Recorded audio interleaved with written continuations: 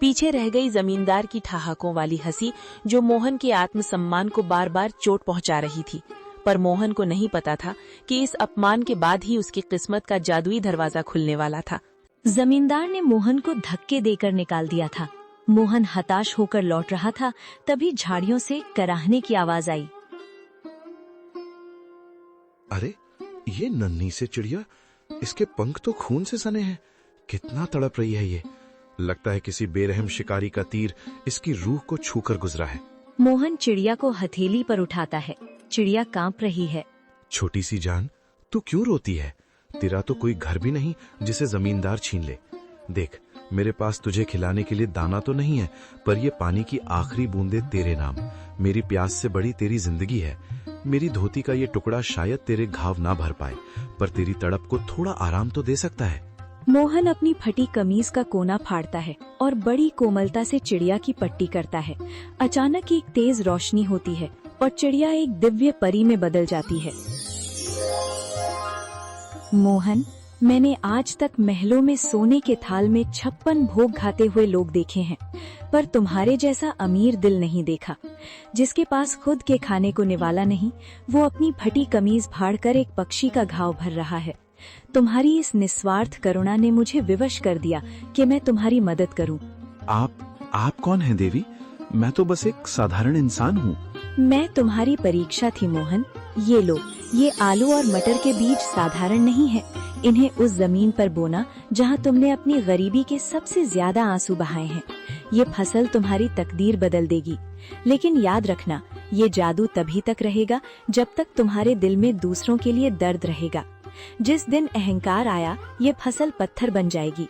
परी तो एक दिव्य प्रकाश पुंज बनकर आसमान में विलीन हो गई, लेकिन पीछे छोड़ गई मोहन को हक्का बक्का, निशब्द और कांपते हाथों में वो मखमली पोटली थामे हुए। मोहन अपनी जगह से हिल भी नहीं पा रहा था। उसे लग रहा था कि शायद भूख के मारे उसका सर चकरा रहा है और ये सब उसकी कल्पना है। वो बार बार अपनी आंखों को मलता और फिर उस सुनहरी पोटली को देखता। नहीं, ये सच नहीं हो सकता। मोहन, तू पागल हो गया है। भूख और धूप ने तेरे दिमाग पर असर कर दिया है। भला एक मामूली चिड़िया परी कैसे बन सकती है? और ये बीज, ये मखमली कपड़ा, क्या सच में इसमें मेरी किस्मत बंद है, या ये मेरी आखिरी उम्मीद का कोई क्रूर मजाक है? अगर मैंने ये बात घर पर बताई तो बिमला हंसेगी।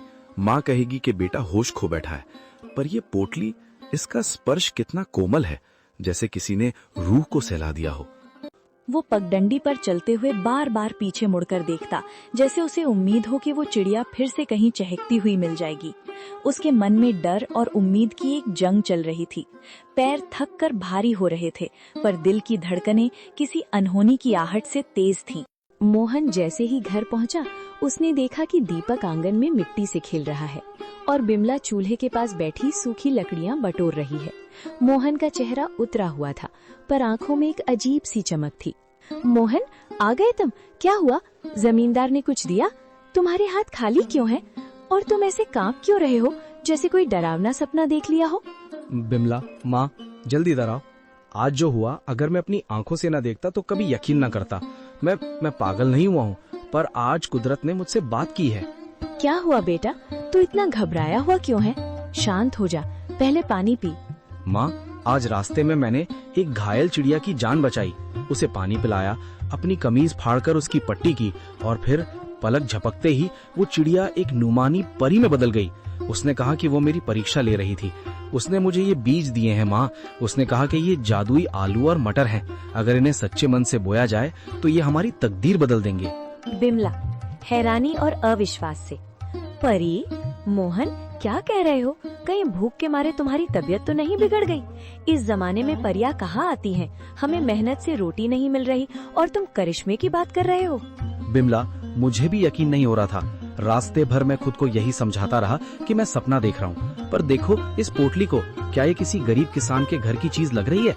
माँ, जब उस परी ने मुझसे बात की तो मेरे दिल का सारा बोझ उतर गया। उसकी आवाज में वही ममता थी जो तुम्हारी आवाज में है। उसने कहा, जब तक मन साफ रहेगा ये फसल सोना उगलती रहेगी।